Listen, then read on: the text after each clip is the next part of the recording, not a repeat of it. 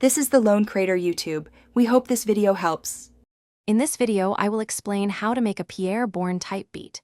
To capture that signature sound, begin by selecting bright, airy synth presets for your main melody.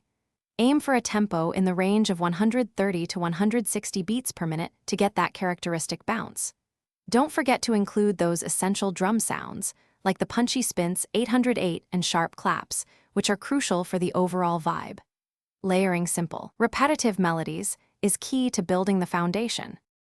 When crafting your melodies, select synth presets that sound bright, ethereal, and perhaps a little detuned to add character.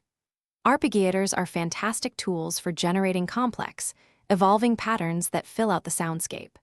Remember to keep your core melodies relatively simple, emphasizing repetition with subtle variations to maintain catchiness.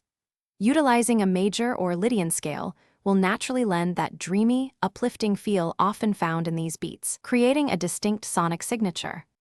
For the drums, program a bouncy hi-hat pattern, incorporating quick rolls and stutters to add movement and rhythm. The kick drum should be placed sparsely, often hitting on the 1 and 3, to provide impactful accents without overcrowding the beat.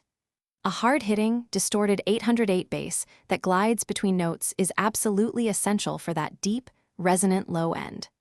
Layering claps and snares will create a sharp, distinct backbeat, giving your rhythm a crisp and defined feel.